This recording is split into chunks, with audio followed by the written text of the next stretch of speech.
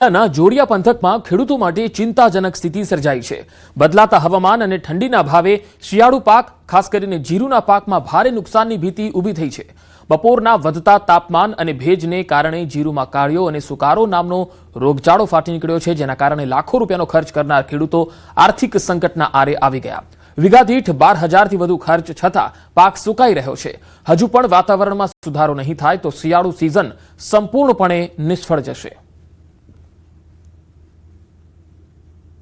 મારા આગળ 6 વીઘા જમીન છે। 6 વીઘામાં જે ઓળના વર્ષમાં જીરાનું વાવેતર કર્યું હતું। જીરામાં ઓળના વર્ષમાં ઉતારે આવી ગયો વાતાવરણના હિસાબે, અને ઉતારની ઘણી બધી દવા છાંટતા ઉતાર રોકાણો નથી, અને ઉતારમાં નુકસાની થઈ, અને અત્યારે વાતાવરણના પલટાના હિસાબે કારિયાની અસર થઈ ગઈ। તો કારિયાની ઘણી બધી દવા છાંટી પણ કારિયો ઓળના વર્ષમાં રોકાણો નથી। વીઘે 10-12 હજારનો અંદાજિત ખર્ચો થઈ ગયો છે, ને હવે આ જ્યારે પરિસ્થિતિ એવી છે કે આમાં જીરું બચે એવું લાગતું નથી। છતાંય હવે છેલ્લે સુધીમાં કેટલું બચે અને કેટલું અમારા હાથમાં આવે એ કાંઈ અત્યારથી કહી શકાય એમ નથી। સુકારો અને કારિયો બે રોગ એવા ભયંકર આવે, જીરું થતું જ નથી, અને 80% જીરું બગડી ગયું છે, અને 10-12 હજારનો વીઘે ખર્ચો થઈ ગયો છે।